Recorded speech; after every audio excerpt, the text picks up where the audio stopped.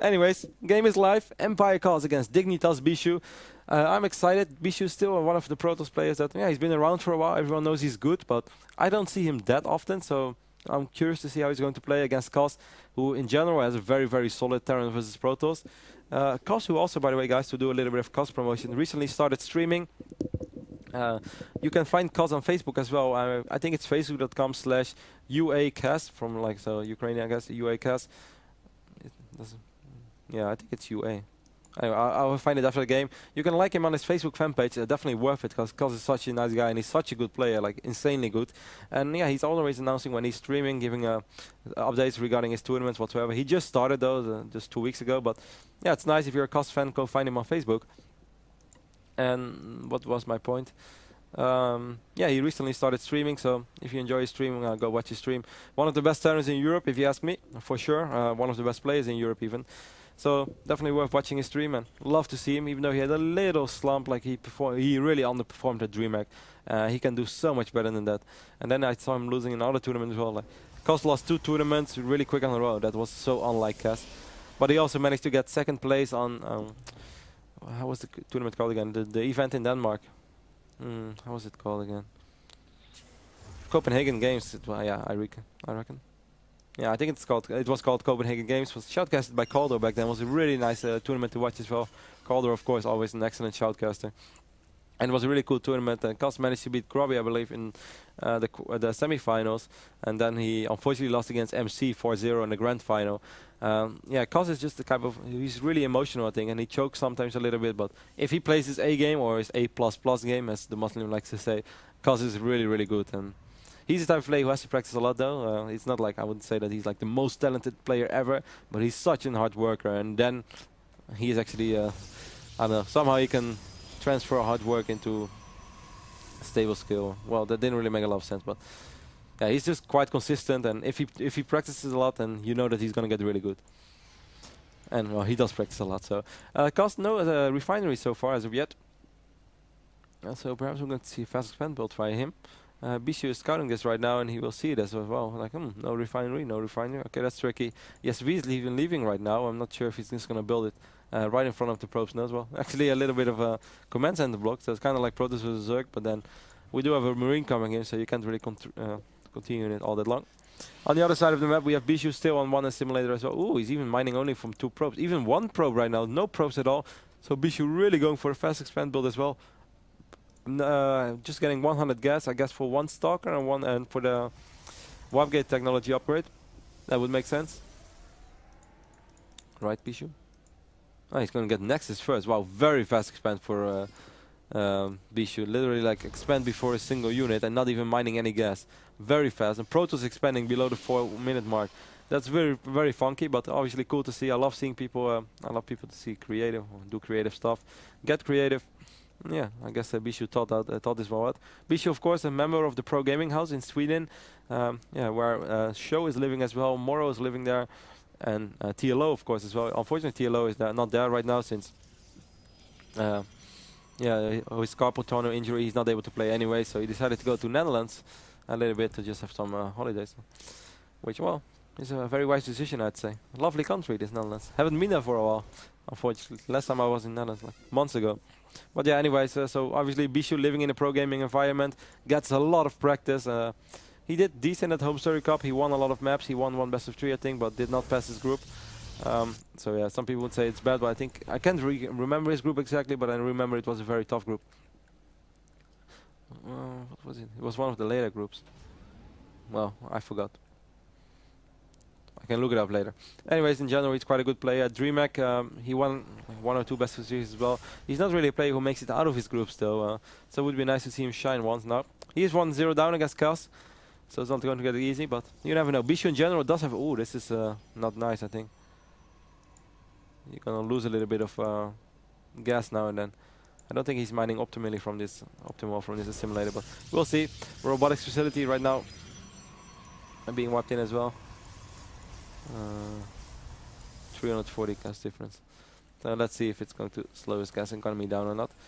When we see Kos, we have 1 factory with a tech lab. Starport as well. Koz loves these tank marine pushers, perhaps with a couple of benches as well. But Koz loves to play bio too, or he can even play like a mixture, you know, kind of like Nama style. Nice mix between tanks and bio, which I think in general is a really, really good style. It's quite hard to deal with. It's just quite hard to execute for a Terran player to do everything properly. Always siege in the right moment, on siege, know when to move out. Yeah, it's a playstyle that requires a lot of skill. But yeah, Terrans like Koz and Nama, they can definitely handle it. Taking a look at the income tab right now, we have 33 SCVs for Empire Cast, 37 probes for Bischu. So despite that super fast expand, I must say his work lead isn't that big. And of course we are facing 2 orbital command centers as well. So basically the economy of Cast is slightly better right now than the economy of Bischu. That's, I'd say, something to worry about. There we do see Banshees being added as well. So it's going to be a sort of Banshee tank push perhaps out of 2 base. Very strong. Might pull a couple of SCVs as well if he really wants to make Nama proud. He would do it. The upcoming weeks, by the way, are going to be really packed in Europe regarding StarCraft 2 tournaments. I know right now there is a Merion tournament in France. A lot of players are participating in this LAN. Hasuops is one of them. Nama is there too.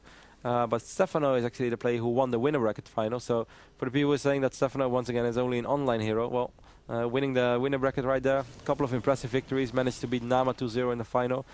And I believe Hasuops lost against Aures 2-1 in the winner bracket. That surprised me a little bit. But perhaps Hasu can still come back. Such a strong player. So interesting as well. I believe next weekend we have a tournament in Spain.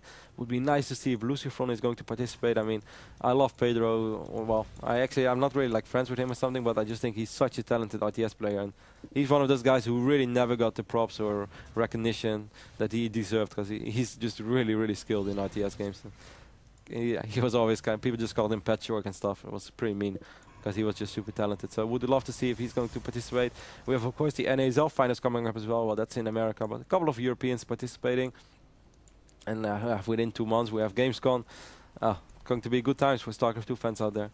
Basically, as the entire year already, we had so many tournaments. It's insane, actually. So we have an observer over here from Bischu idling outside of the main base from Empire Cast. We see him getting the 1-0 attack upgrade for his bio units. Researching Stim right now. We do see him researching Combat Shield as well on other tech lab. 2 Banshees right now making their way over to the left side of the map, but Bischu is well aware of this. Warps in pylons over here on the left side. Twilight Council as well. Robotics Bay. Thermal Lens upgrade is almost completed. Bischu was supply capped for a couple of minor seconds, but nothing game breaking, so no biggie. Pro just idling over here and didn't build a warp in pylon as of yet. More Mr. is going up now as well as in the main base for Cal, just in case he would get DT trophy perhaps or something like that. Here we do see the Banshees arriving at the probe line. They actually do manage to kill a couple of workers already, which is, I would even say, a little bit sloppy. We do have Cloak Banshees. We did see him research Cloak as well. Interesting actually that he's going for Cloak. Well, it's obviously very late to go Cloak Banshee. And he knew already that his opponent had Observer, so I wonder why he does it.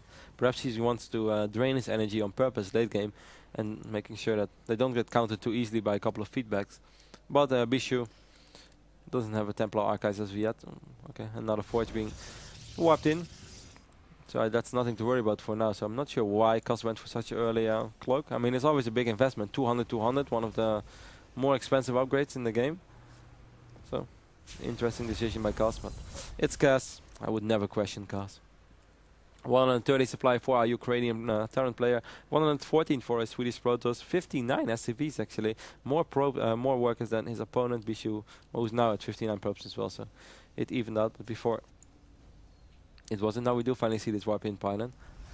We're gonna see Zealots as well. Let's take a look at the amount of gates. Bischu is not grouping his gates, or I'm overlooking it again. There we do see the Templar Archives being wiped in as well, so being wiped in, so we might see those High Templars after all for the first fight, and then he could potentially just drain his energy on purpose by activating Cloak, since we don't have any ghosts on the field for Cos. Cos moving out right now with quite a fearsome army. I mean, we have 1-0 on this bio army, no upgrades on the tanks, but we have a couple of we have a lot of Marauders, a couple of Banshees, 2 to be precise, and 4 to 5 Vikings. This army looks scary. But on the other end, well, actually it looks really scary, and Bischu's army doesn't look that scary at all. Bischu right now trying to go for this minor choke, but that's not a very good idea, since Kost can just take control of the Cell Naga Watchtower. And with this tanks as well, Bischu, you should really not engage over here. That would be a horrible decision. Scan goes down and he takes out the Observer. Very, very smart right there by Kost. And Kost can just right now fly in the Banshees with Cloak. Go for the sentries, Kost. Go for the sentries. And now he's kind of forcing Bischu to take a fight that Bischu really doesn't want to take. I cannot imagine that he wants to take this fight. It kind of looks like he wants to take it though, but the outcome is going to be very, very one-sided. Actually, the Zealots did a relatively good job. There were just so many Marauders and Marines left. Bischu dropping to 86 supply, Kost still at 147, and wow, Kost looked so superior to Bischu in this game. That's insane. Bischu never stood a chance. That was a horrible fight to take for Bischu, absolutely horrible. Smart move, of course, sniping that Observer with the Vikings, but still, even if that wouldn't happen, it wouldn't have been a lot different. I'm not sure what Bischu did so terribly wrong, but something definitely went wrong for Bischu.